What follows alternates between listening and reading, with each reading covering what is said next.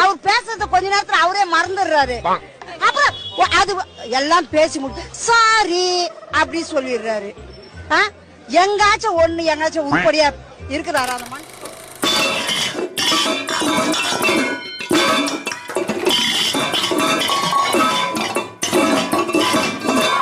உக்காந்து இதை பத்தியா இது என்ன அடி உழ போகுது பாரு இன்னைக்கு.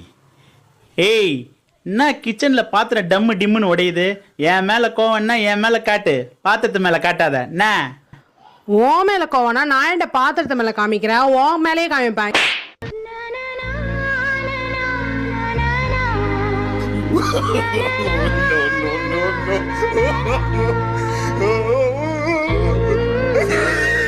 கருகுன வாசம் வருது.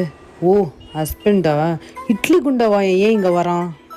கொடுமையிலே பெரிய கொடுமை சண்டை போட்டதுக்கப்புறம் பொண்டாட்டி மூஞ்ச பார்க்கறது தான். பழைய சாக்ஸை மோந்து பார்க்குற மாதிரி ஒரு ஃபீலிங். வேற வழி சமாதானப்பட்டு தானே ஆகணும். இவர் சமாதானப்படுத்தினா நாங்கள் சமாதானம் ஆயிடுவோமா? யோகா மாட்டுவாயா? நயன்தாராவை எப்படி சமாதானப்படுத்துன்னு தெரியலையே.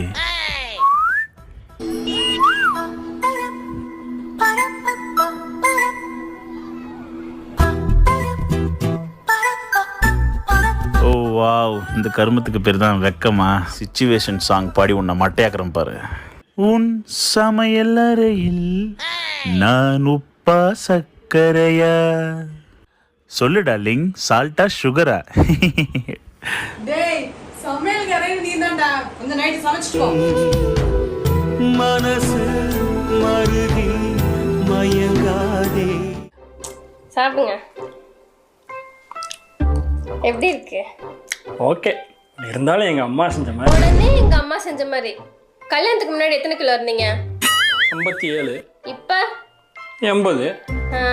நல்லா பஜ்ஜி செஞ்சா, பால்கோவா செஞ்சா, பால்பால் செஞ்சா நல்லா உட்காந்து சாப்பிட்டீங்கல்ல. இனிமேல் எங்க அம்மா செஞ்ச மாதிரி வாயை திறந்தீங்க வன்முறை ஆயிடும். ஏங்க என் ஃப்ரெண்ட்ஸும் சொந்தக்காரவங்கனா உன் புருஷன் குடிப்பானான்னு கேட்குறாங்கங்க. என்ன சொன்னேன்? நீங்கள் சொல்லுங்க, நான் அதை அப்படியே சொல்லிடுறேன். எப்போ தான் குடிப்பாரு, அதுவும் பீர் மட்டும் தான் குடிப்பாருன்னு சொல்லிடு. எங்க அப்பையெல்லாம் இங்கே பேசிக்கிட்டாங்க, குடிகாரனை கூட நம்பிடலாமாமா. எப்போவாவது பீர் குடிக்கிறேன் அப்படி சொல்கிறான் பாரு, அவனை நம்பவே கூடாதுன்னு சொன்னாங்க.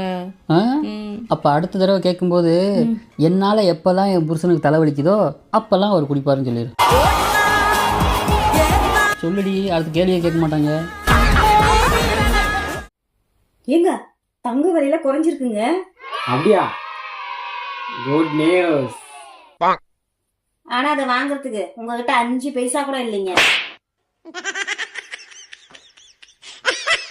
Bad news.